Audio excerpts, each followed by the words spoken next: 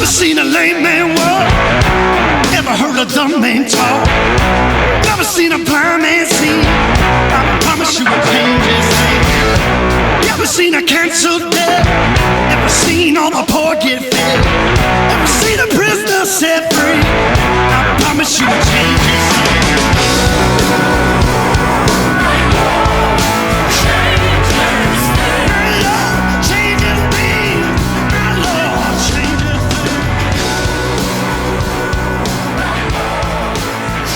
Hey, everybody! It is time, about that time. It's on and percolating in the lab. I don't know what I'm saying. It's the Big C, Bigger T podcast. I'm your boy, Travis Johnson, joined by my best friend, Clint Clark. How you doing, Clint?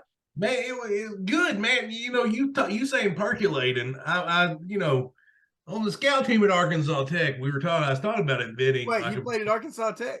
I did. I don't know if I ever brought it up. Oh, yeah. Well, I didn't play, but I hung out. But I was like, we should have made up. I was tinkering with a pass rush move, even though I played offense. Yeah. I was going to call it the percolator. Oh. You just sit there and bubble? I don't know. I was going to turn it. It's going to be like a reverse, like running backwards bull rush. I'm sure that would have worked awesome. It was just in theory. It was just You're an innovator. Yeah. But speaking of innovators, this may be the worst segue ever. Yeah, it is. We may ought to cut it out. We'll just stop it right there. That is the podcast, people. We're done. That's it. We done. Anyway, I have jumped the shark. Yeah. Let's just go into we have something serious to talk about. That's why Clint was transition there was so bad. It was, but I was like innovator, and it just kind of part of it flowed natural, and the other part of it was a terrible idea that never should have happened. That's right. It came out of my mouth. So. Well, we want to talk serious because this morning we got the word that officially Mike Leach did pass away. And Clint, just tell me what are you going to remember about Mike Leach, or what to you was what did you like about him? Both of us were fans of him. Yeah. First off, the man won 10 games at Washington State. Yeah. I mean, Washington State. Mm-hmm. He's a heck of a football coach. It's going to be hard to picture. It's going to miss his press conferences.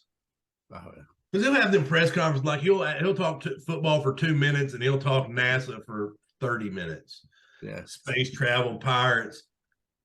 I spent one day, I literally got on YouTube and I just started watching Mike Leach press conference highlights. Yeah.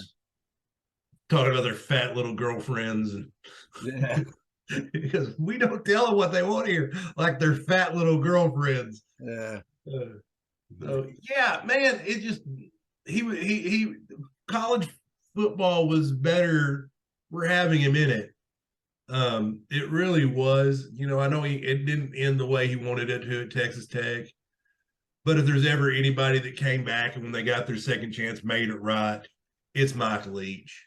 Yeah, and he went to 2 hard places to win.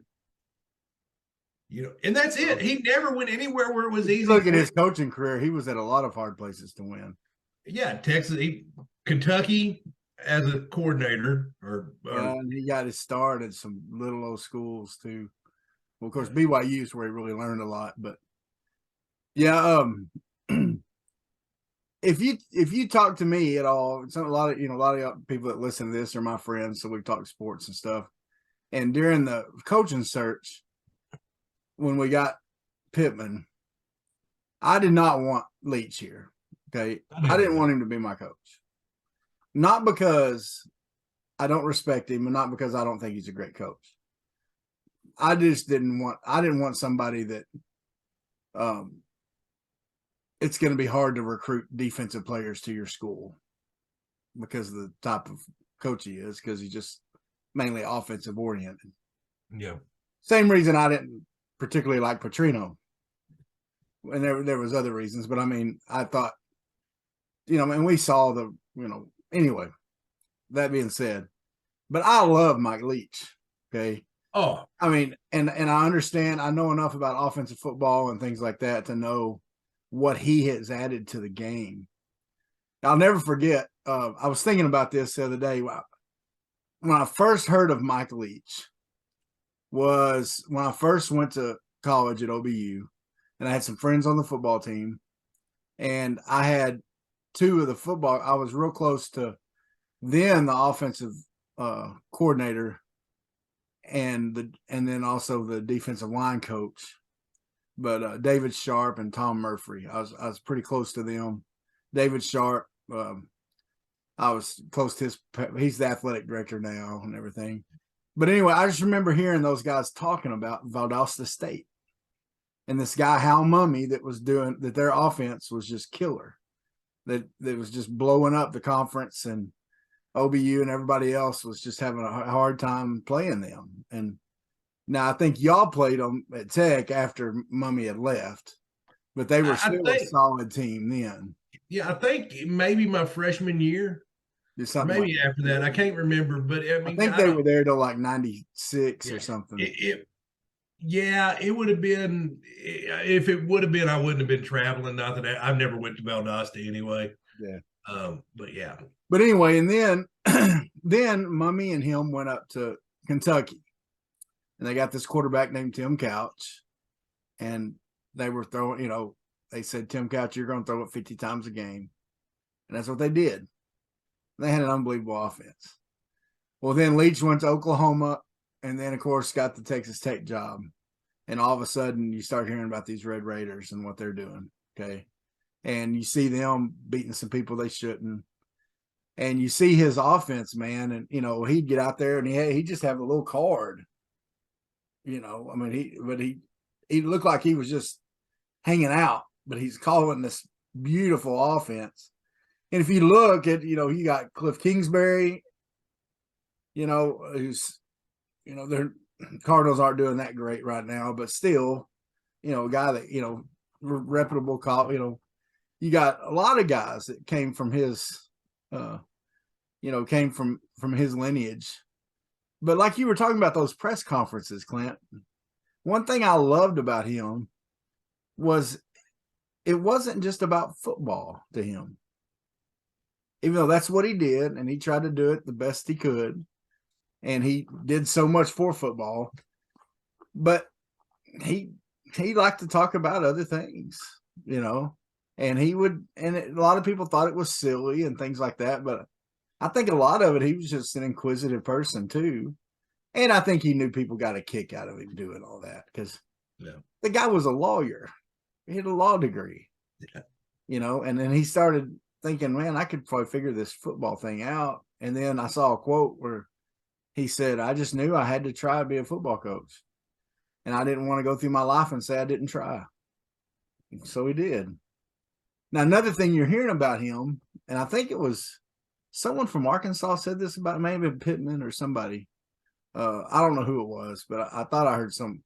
But anyway, whoever it was said that whether he won or lost, he was the same guy. That he didn't treat the media any different. He didn't, and that's refreshing.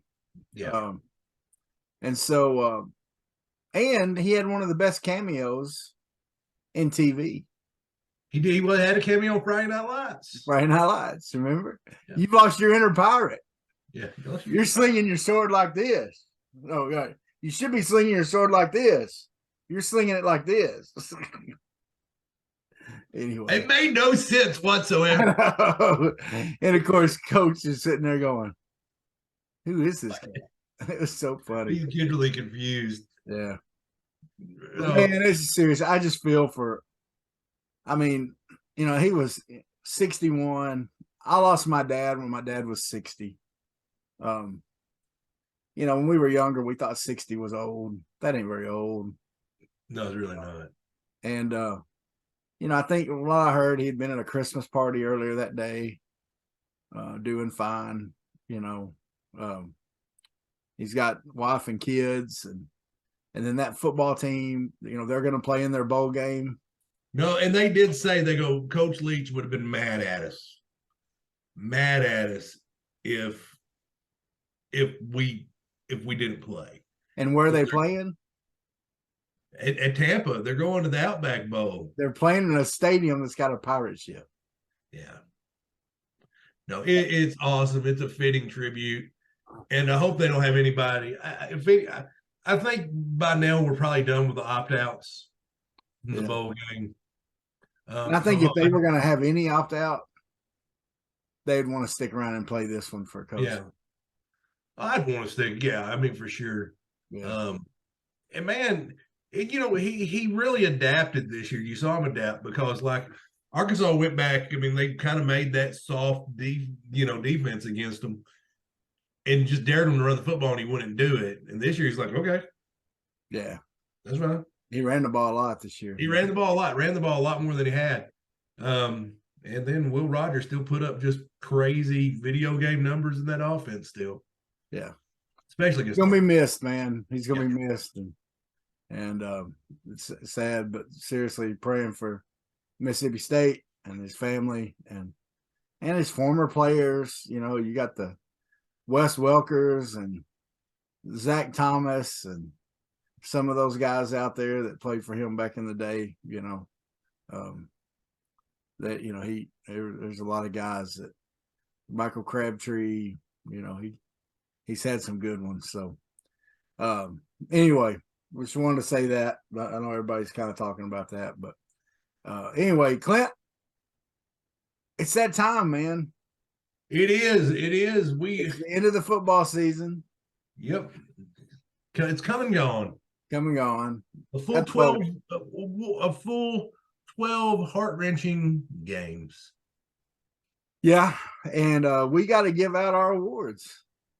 Yes. What is it? The Biggie Awards? Well, the Biggie Awards. That's right. Biggie, because we were going to call it the Biggins, and then we realized that was Al Bundy's magazine of choice. Yes, yeah. Yes. I remember last year, Gabe, after we did the Biggie Awards, he sent me a picture of Al Bundy holding a Biggins magazine. Yeah. So, yeah, it could get inappropriate there. So, so we keep awards. We're like the supersized meal at Wendy's, right? Right. Yeah. So the Biggie Awards, and so we kind of predict. I mean, a lot of these are the same ones that most people would have, but some of them may be different. Right. And hey, you know what, Wendy's? If you want to sue me over Biggie, go ahead. I ain't gonna feel like I made it till I get a cease and desist. I'm gonna go in a little different order than we got these on the list. Okay. You go right. Hey, you go right ahead. Let's start off with the team award, kind of a team award.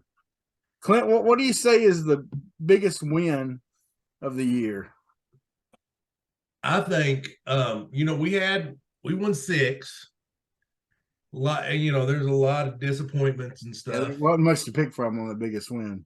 Well, but you did have some good wins. There were some good wins. I mean, Cincinnati was a heck of a football team, and and even I'm picking the BYU game. You'd say BYU didn't quite have the year that you thought they would have.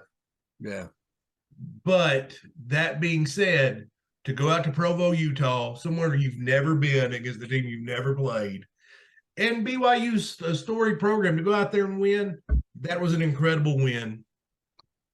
Yeah, I think the only one you could argue with maybe the Ole Miss game. But I think in the BYU game, pretty much we put everything together. That was the game where we saw what this team could be. So I agree with you there. And since we're talking about that game, let's talk about what our play of the year is. Yeah, why don't you go ahead and cover that one? Well, the play of the year was from that game, I think. Yeah. And it was KJ's Harry Houdini, Barry Sanders, whatever it was, Johnny Manziel bouncing off 20 people, throwing it. He should have been sacked at least 4 times. Yeah. That was an unbelievable play. That was KJ just saying, I am not going down. this play is not over. I'm better than all y'all. Yeah.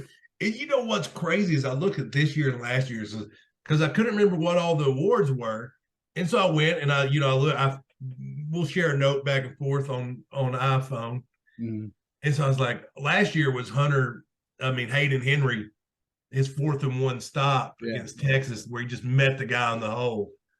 I'm like, man, both plays, big game-changing plays. Yeah. Against or non-conference opponent or Power 5 non-conference. But just to, and that was a big moment in the game because it was 3rd down. We were up 24-21. The momentum was kind of like, you wanted to stay ahead. And then it was just a huge play to keep a drive alive. And it wasn't a touchdown, but they gained about 30 yards off of it. And then KJ uttered the phrase, "I lift weights." Yeah.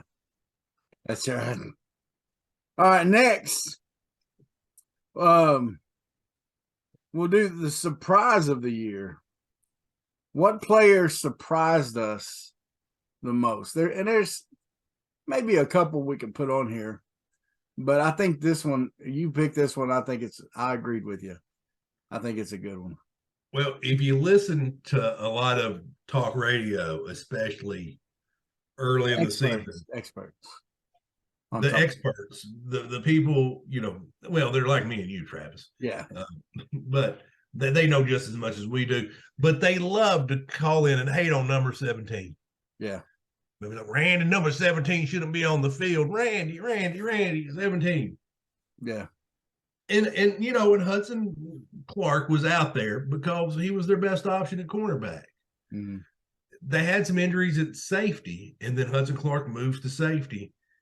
And Hudson Clark is at least by one service all SEC safety. Yeah. And he played great at safety. He made some. And he graded out week to week better than any of our D-backs. Yeah. It's just everybody noticed.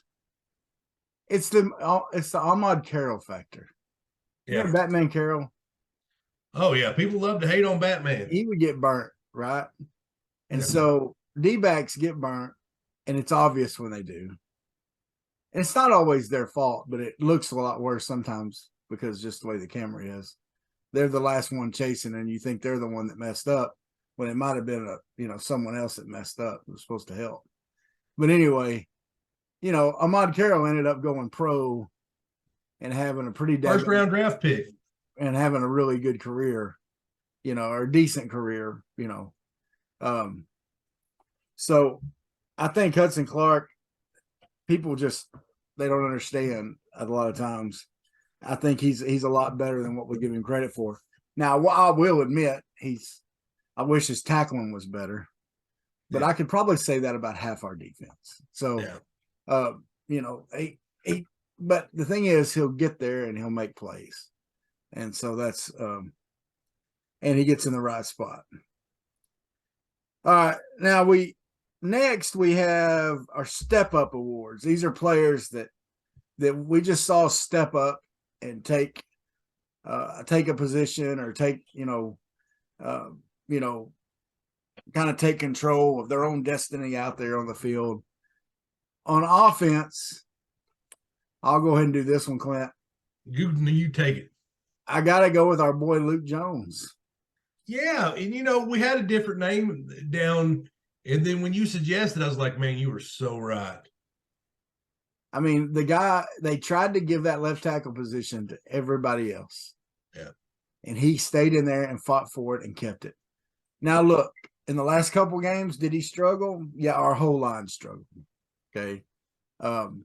Especially the last game. Luke had a tough time in that game. But you still got to give the man credit. He worked his tail off, kept that position when they literally were trying to give it to anybody else. And he just said, no, it's mine. I'm going to keep it. No, and he really did. And you could tell because we interviewed Luke Jones, terrific guest. Loved having him on the podcast. But you could tell, he knew, hey, I had to earn this. I had to scratch, claw, fight.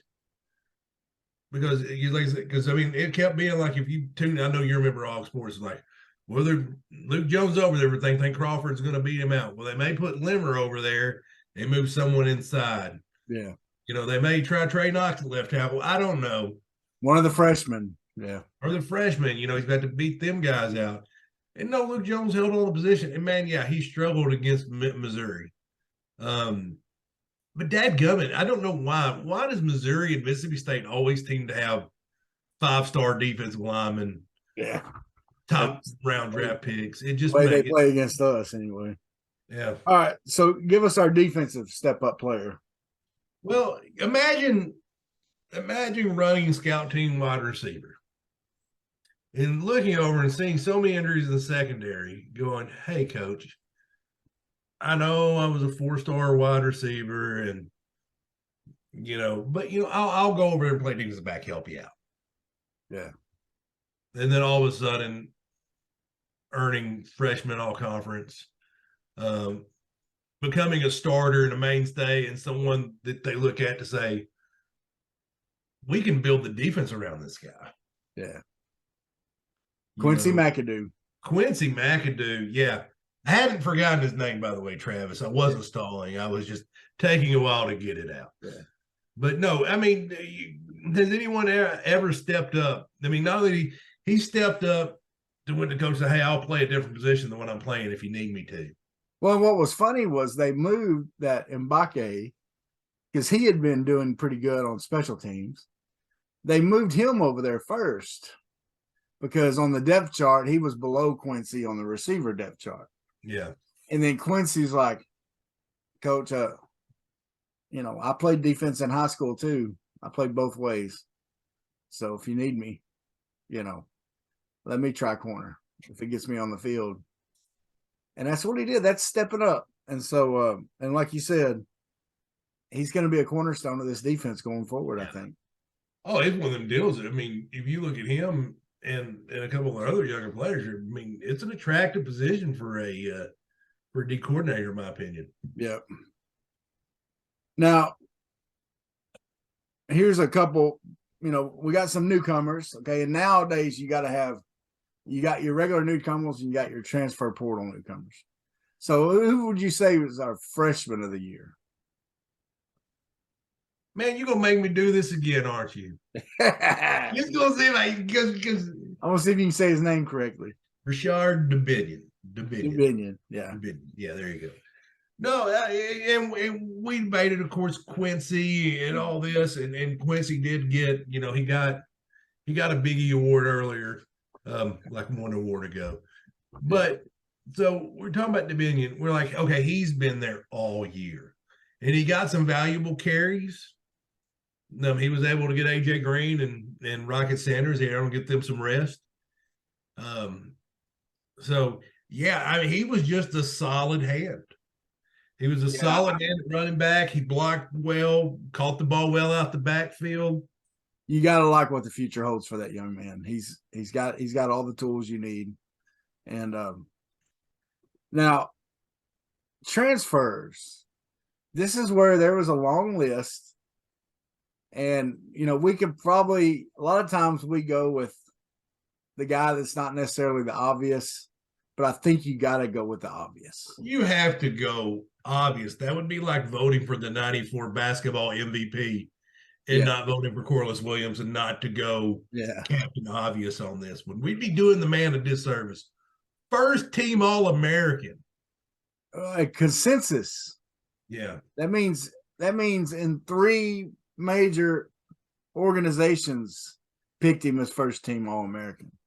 That's Drew Sanders, who we're talking about, folks. Right. Drew led the SEC in sacks, right? I mean, and we got him as a transfer from Alabama.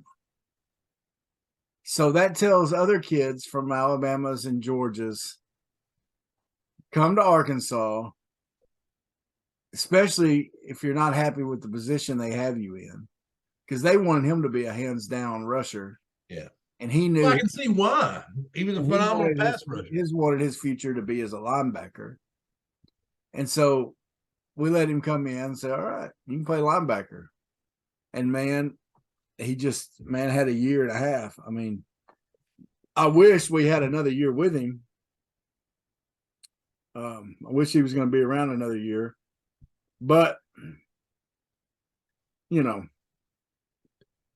you just got to be. Don't be sad that it's over. Be happy it happened. Yeah, but like I said, it opened the door for other transfers to think, hey, I can go to Arkansas, be a consensus All-American, improve my draft status. They'll do me good over there, and so thankful for him, big time. Offensive MVP. Man, Rocket Sanders finished second in the league in rushing, if I'm not mistaken. Yeah. One of the frustrating things I think about Browse was how few carries he got the second half of that ball game. But can I make a statement on that real quick? I know sure, I wanted to go on this. I think we need to remember his lack of carries was probably not always Brow's fault. Think sometimes it's KJ pulling it. KJ's the one who makes the decision on those. Yeah. He reads those defensive linemen, whether it's, whatever his call is on that play. A lot of times it's the end. But or the tackle, whichever one he reads. And he makes the decision off of that on who gets the ball.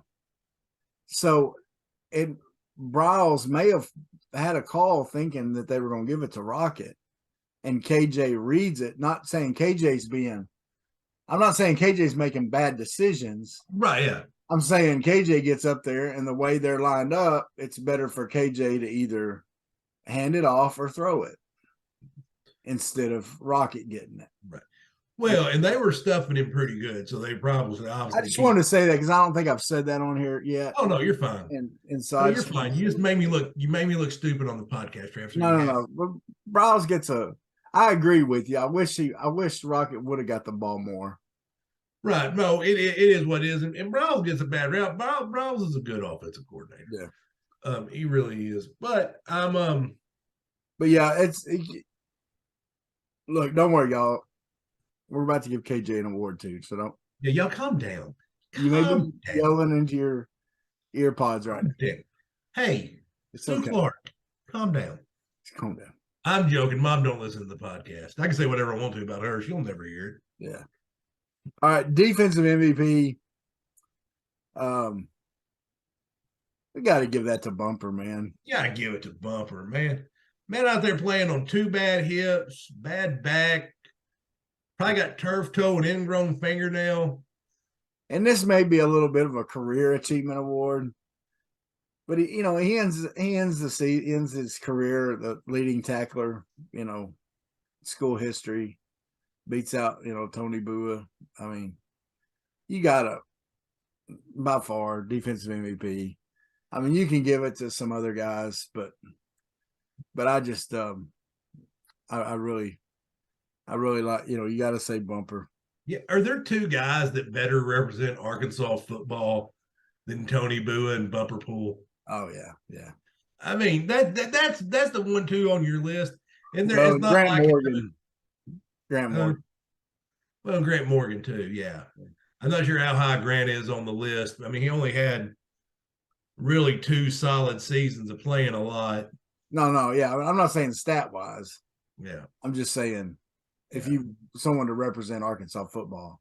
Oh no, but them 3, you got to be close to the top of the list. Yeah. Yep. All right, and then we're gonna get to our personal favorites last. Okay, yeah. I'm saving that one.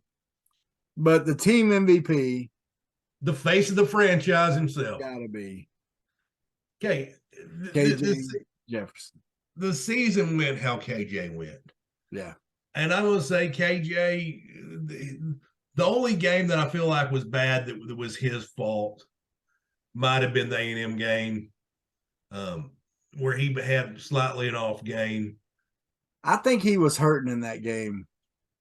Yeah. If you watch that game from the beginning, he was ducking tackles at the beginning some and things like that, and that's not like KJ.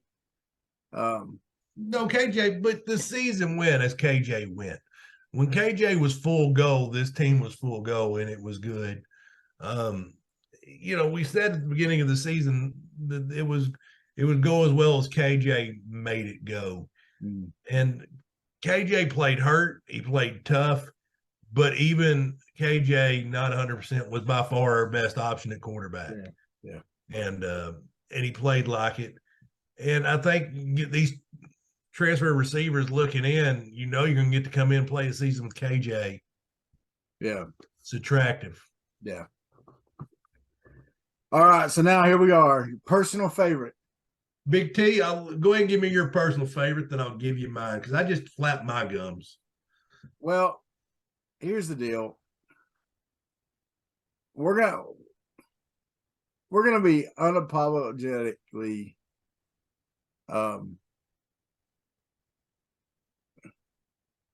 we got to interview some players this year. We did. And one of the ones we got to interview made we were all really impressed with him. And he didn't get quite the snaps that a lot of the other guys did. But I like to watch his position play a lot. And I saw good things every time this young man was out there. And that's Jordan Dominic. Yeah. I really enjoyed watching him play because he does so much that doesn't fill the stat book. Okay. For one thing, his motor, he goes full out every play. Full out. If you watch him, go back and watch some of these games. And when number 14 is in there, he does not stop. He does not stop moving. He does not stop rushing. There are a lot of times defensive end will make contact with a tackle, and then they start peeping around, looking around. Jordan Dominic does not do that. No. Jordan Dominic goes hard after the ball every play. He has great moves. He's got great speed. He plays with great leverage. He does a good job keeping contained on his side. I just super impressed with him. And then we got to interview him, and he's a stand-up young man, well-spoken. Yeah. I think Jordan Dominic is going to be one of the leaders of this team next year. Now that the media and everybody else has gotten to know him a little bit, he says he's coming back now. He's made that public. I've chatted with him a little bit. He wants to be a leader. He wants to be that guy that the team looks to, and I think he's gonna be. I think he's gonna be one of the SEC leaders in sacks again. Don't forget. Drew Sanders had a great year, but Jordan Dominic was right behind him on the sack list. Was not far behind him. And so, anyway, Jordan Dominic, I'm a homer. Jordan Dominic's my personal favorite from this team this year. All right. Now, my personal favorite, I'm not going to totally go based on why he was a guest on our podcast, even though we barely saw him. But I'm going Christopher Poop Hall for sure, but not really because he's on the podcast, even though he was an incredible guest. I enjoyed talking to him, enjoyed getting to know him. But because of the way he played. Yeah. It is a hard thing to come in behind Hayden Henry and Grant Morgan. Yeah. And then you're teaming with Bumper Pool and Drew Sanders. And man, did he step up. He stepped up. You really noticed, like in the second half of that Missouri game, that once they had him spying on the quarterback runs stopped. Yep. Stopped. Yeah. But that being said, not even that being said, I misspoke there. But if you really look, he did that a lot. They had him as the spy a lot. And when they needed somebody to spy on the quarterback, it was Poop Hall.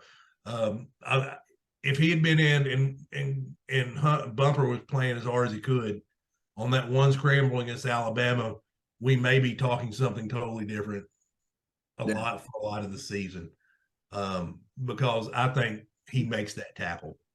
No, I'm excited. And I think I've said before, I'm not bad mouthing Bumper. He was giving it everything he had, and a healthy Bumper probably makes that tackle. No, I agree with you. I think it's been a long time since we've had a linebacker is athletic, is strong, and is sure of a tackler as Pooh Paul. And he's going to be a well-rounded linebacker as long as he's at Arkansas. And so I'm excited about him. And don't blame me at all for picking him to be your personal favorite. He would have been very high on my list also. Well, that's our Biggie Awards. Hey, another year, the Biggie Awards. Biggie Awards. Do you think we can make this an annual tradition, Travis? I think we should. Well, we've done it for this our second time. Yeah, so the second annual Biggie Awards. We've been doing this for 2 football seasons. So yeah, hey, it sounds like an annual thing to me. We're on to our 3rd basketball season. That's crazy. Yeah. That is crazy. Yeah. So well, a little more we got a little more football talk to talk about. We're losing our tight end coach. Yeah. Now there have been rumors, first it was not Art, but Kendall Briles going to South Carolina.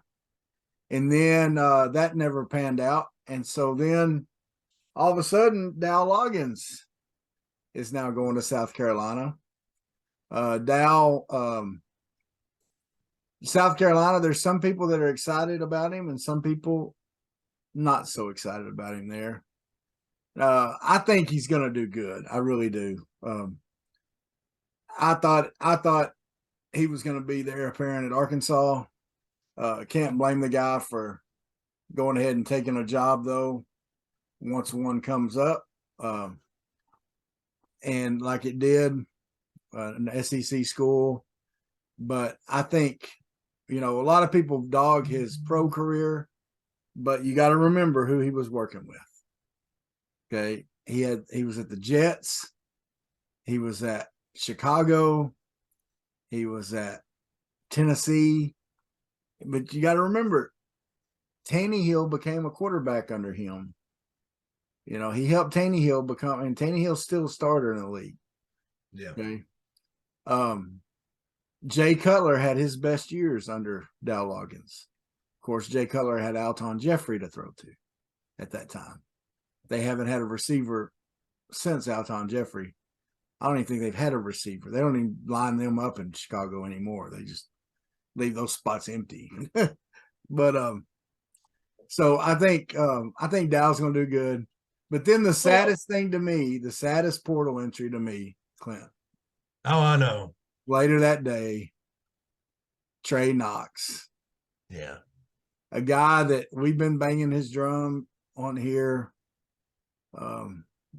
Excited to see him play tight end. I thought his blocking regressed a little bit this year. He was not as true of a blocker as he was the year before. But we're going to miss him, man. I think we're going to miss him. I understand why. I believe the offensive coordinator that left went to Oklahoma from South Carolina, and he took their freshman stud tight end with him. And so, Clint, that's something we're going to see in football. That may be why they got Dow. Well, I don't think that's why they got Dow. I don't think they signed Dow just to get Trey. I think it had to help. Well, it definitely doesn't hurt, but that's modern football and transfer portal. I don't think any of the coaches we lost are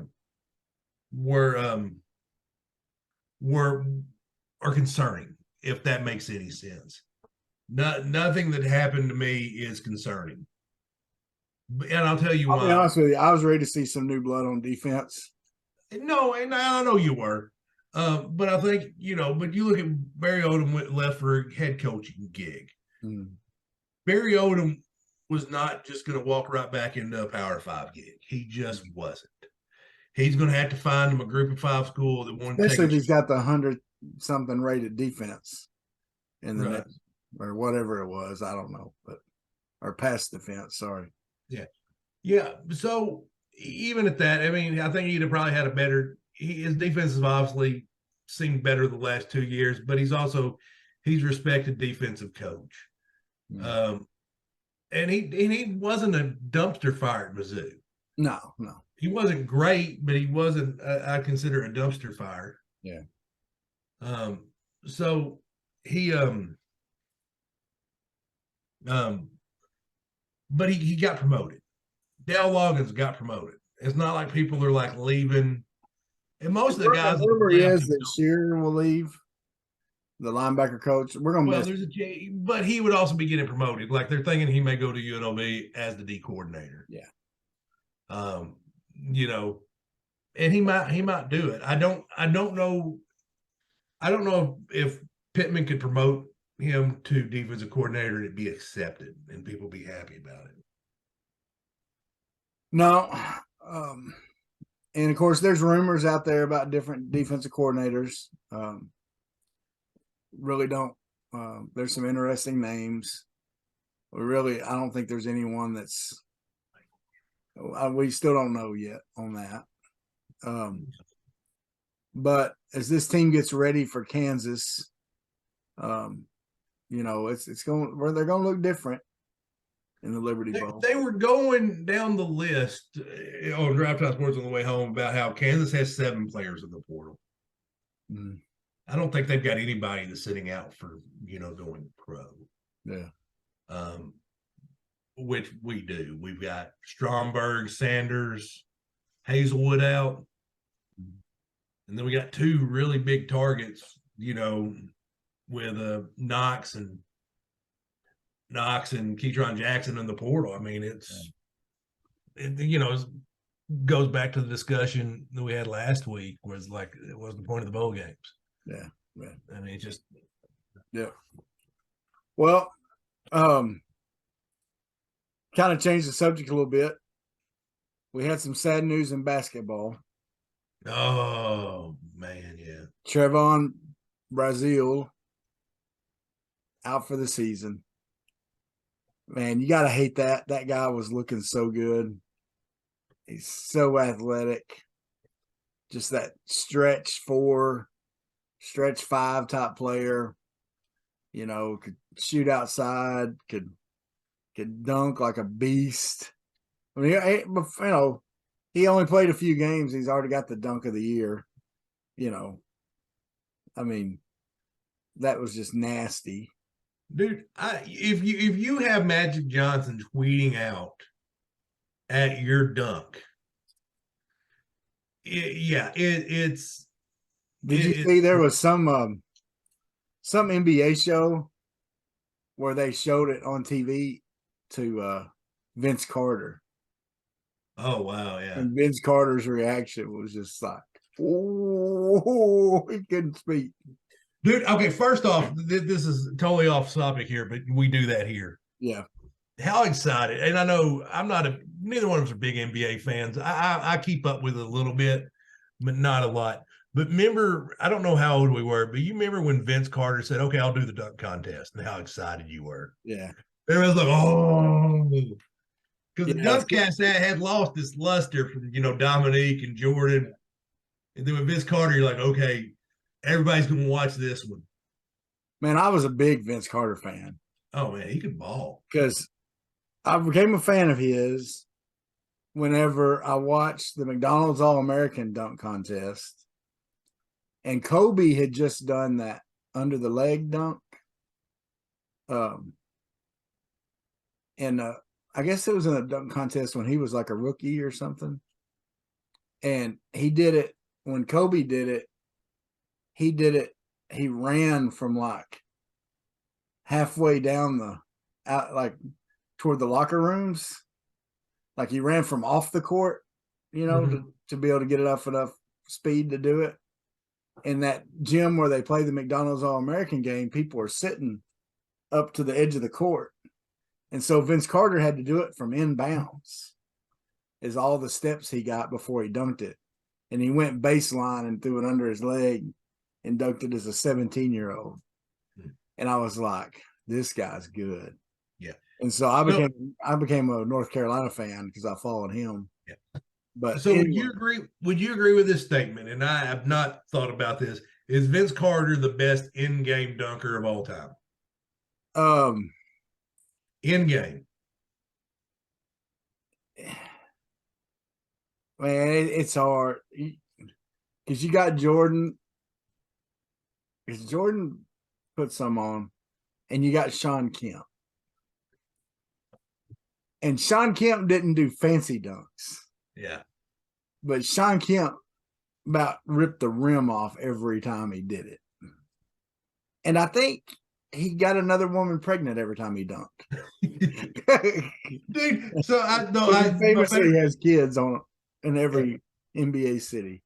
So I was watching a Sean Kemp just talking on YouTube the other day, and he's telling a Larry Bird story. He said Larry Bird walks up to him and goes, You're the kid from Indiana that broke all my records, aren't you?" He goes, "Yeah." He goes, "I got something for you tonight." And then Bird said, they said like Bird put 50 on him, called every shot. Yeah. He's like, Larry Bird was so good. Yeah, he's like, I mean, I just can't imagine being that good. Like, okay, I'm gonna run in a circle, cross with my right hand, hit it off the backboard, and you're not gonna touch me. Yeah. And then he would do it. Well, what Larry one time played the whole game left-handed? Probably. Yeah. And still scored like 20-something points or something. Anyway. Back to Brazil. It was interesting last week, in the Oklahoma game. You're wondering how the team's going to respond. You knew no one was going to take his place totally. But you had Walsh that you needed to get to step up. You had Graham. Graham. You have the Mackay, the twins. Mm-hmm. You need them to step up in the post. You need Graham to step up. You need Walsh to step up. And Walsh came out immediately, stepped up and did his thing. The twins get better and better down low. Mackay especially. I mean, they're just that's the thing. The team's so deep. It's so deep, and you say this about every one of Eric Musselman's teams. They get better as the year goes on. Yeah. It goes, but you know what? That wasn't even, and it stinks about Brazil. Basketball teams looking amazing, but that wasn't the biggest basketball story of the week. What's that? Oh, Chris Beard. Oh, man. Yeah. Yeah, that's a sad deal. Of course, we're just kind of hearing one side of the story. Beard says there's another side to the story. His lawyers have, but from what I understand, they did you hear this, that they officially let him go? Have not heard that. I know he's suspended right now. And they may have let him go. I haven't heard it. A buddy of mine just texted me earlier, said Beard is getting fired. I don't know if that's true. No. So once again, our source is some guy. Some guy. Yeah. So take that as you will. But I don't see anything on ESPN's first page, which is usually would you figure something like that would be on there? And whatever the truth is and whatever the right thing to happen is, I hope that's what happens, because we don't know. We weren't there. Yeah, you hate that for a guy, sort of young. He's not that young, but he's pretty young, talented coach. Like we've talked about. Yeah, we had Trey down here, who's a great friend of his, and so I don't know. I ain't gonna text him and pry, but I hope I hope whatever the right thing to happen has happened. But a lot of stuff gets tried in the court of public opinion nowadays. Yeah, that's true. And so hopefully whatever the truth is will prevail. Yeah. But Yeah. it's crazy. It's been a weird week. It's like a weird day of coaching news because it both kind of broke on the same day. Yeah. Where Leach had the episode that ended up leading to his eventual passing, and then Chris Beard. It was just kind of like, man. Yeah. I was like, and everybody loves Michael Leach now. Like everybody's like they love his quirkiness. Mississippi State's the same perfect spot for him. So it was just and I think a lot of people were like me. They had a lot of respect for him. They loved, I love listening to his press conferences. I mean, I listened to some of his press conferences. I probably listened to post-game press conferences or watched them on YouTube of him 5 or 6 times this year, and I don't do that for any other coach besides Arkansas coaches. Right. I mean, I'll listen to the coach we play each week. A lot of times I'll listen to what they say about our team, about the Razorbacks and stuff to kind of get their perspective on players and people like that. But I mean, I like Leach's. I love, that what was that one? Was he at Washington and that reporter asked him about marriage and he said, "Get elope." That was this year. That was Alyssa Lang asking that. Yeah. Also, I loved it before the game. They were doing like SEC, and he's drinking his coffee. He goes, "Some people put cream and sugar and all that crap in it. Just drink it straight. Enjoy the bitter taste." Yeah. I just enjoy the bitter taste. Well, and I enjoyed, David Basil talked about him on their morning show, the Morning Mayhem, the other day. He had him into the Touchdown Club a few years ago, and he said he picked him up from his plane and he got in kind of late, and he said, I haven't had anything to eat. Is there anywhere we can get something to eat? He said, well, Coach, the only thing's open is Waffle House. He said, sounds great to me. Let's go there.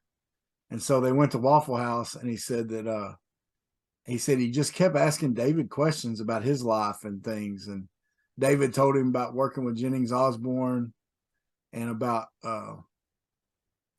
like time he spent around Bill Clinton. And he said Leach just asked him all kinds of questions about what it was like, what Clinton was like, what it was like being around him.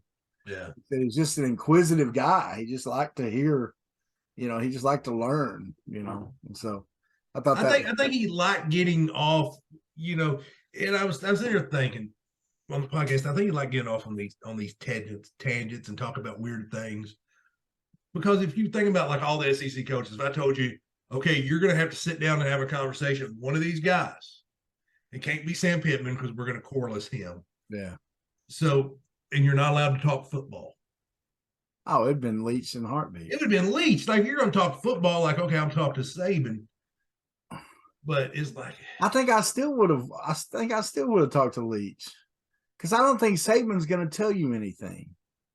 You know what I mean? I think Saban's going to be afraid you're going to go be a coach, decide to be a coach, and steal some of his wins. Yeah. So he's not going to talk. He may talk ball with you. Yeah. He's just going to tell some stories. He's not going to. Leach, I think, would talk about anything. Leach would be like, here's my playbook. Yeah. Let me tell you why I think this will work. One of my favorite stories that came out, I saw someone posted it. When he was offensive coordinator at Oklahoma, they were playing Texas, and he left one of a script, like the first 15 plays. He left a fake version of it on the field after warmups, and a Texas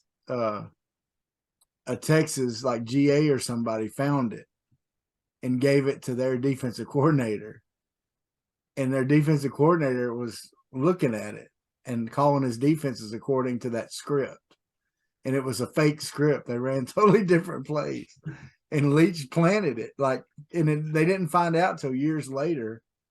Because I think that guy from Texas told the story about finding it, and Leach was like, "Yeah, planted that. He said I didn't tell Stoops I was going to do it, but I That's planted a funny. fake. He said I thought I'd try that and see if it'd work, and it did because they beat them like 17-0 or something like that. Like, or I don't know what the score was, but anyway, they beat them. But anyway, just man, yeah, we could probably sit and talk Leach all day, but Clint, you getting ready for Christmas? Man, I'm pretty much done. I think my mama's the only one I got left. You can tell from the South because I have a mama. Yeah. Yeah, but yeah, I think she's the only one I got left to buy for. Everybody else is done. Yeah. I'm sure I got some stocking stuffers to get, but I mean, it's for the most part, I'm completely done. Well, your stocking stuffers all Big C, Bigger T podcast keychains, right? Yeah, that's it. Just keychains, stickers, Yeah. maybe throw a T-shirt in there. That's right. Yeah. Like, hey, because what? Hey, and guys, just what? And inbox either me or Travis either one. What makes a better Christmas gift than a Big C, Bigger T T-shirt? That's right. I'll throw in a sticker. I'll throw in 2 stickers. That's right. 20 if you meet me. 25 shipped. That's right. So if you'd like a T-shirt, we still got some to sell. Yeah. Buy them up. Buy them up. And you know what everybody needs to do, Travis? What's that? They need to like, share, subscribe. They do need to like, share, subscribe. Like, share. Where all can you find us, Travis? Man, everywhere. We're everywhere. We're like Apple, TuneIn Radio, iHeartRadio, Google, Amazon, Spotify. Now, Spotify, you got to kind of deep dive to find us. I know, because I had a buddy, and you got to like look us up and then scroll all the way to the right. Yeah, you gotta understand Spotify better. I don't know. I don't use Spotify very much. No. Most people that are listening to us on Apple, I think. But some of them are subscribed to Podbean. You can go to Podbean and subscribe and get us there. You can we're on Stitcher, we're on all kinds of stuff. Man. Stitcher. I don't know. But we're on it. Okay. Yeah. I'm everywhere. Whatever. We're everywhere, man. We're everywhere. We're everywhere. Where, man? I've been everywhere. Where, man? All right, Clint. Here's a question for you. I don't know where. Ready? All right, go. What is one of your favorite song lyrics, song lines? Grandma got ran over by a reindeer walking home from her house Christmas Eve.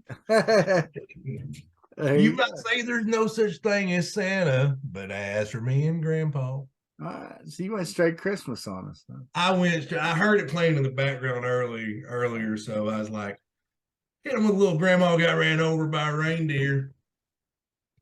Well, I was telling you off there, I got the satellite radio and I was listening to Total Eclipse of the Heart this afternoon. Oh, yes.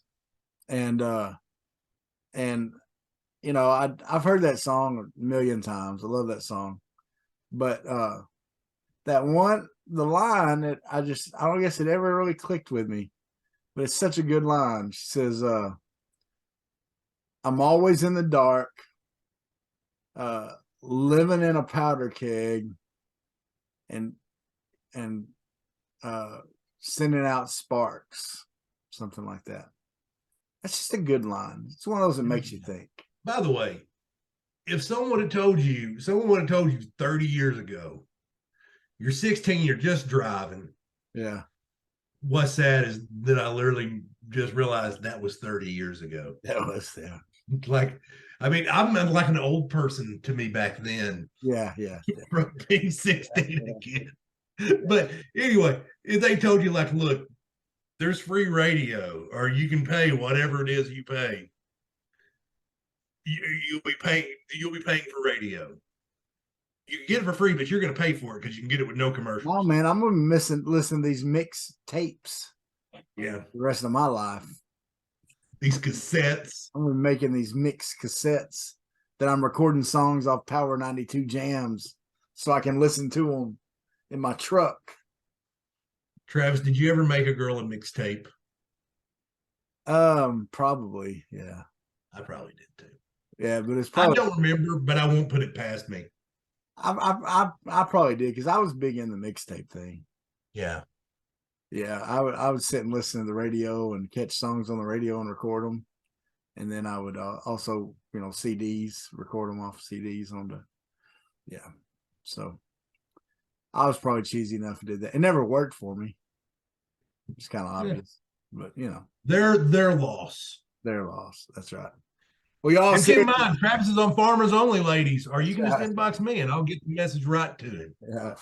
Well, folks, as Christmas is getting ready, hope you have a holly jolly one, and getting ready for time with your family, all that good stuff.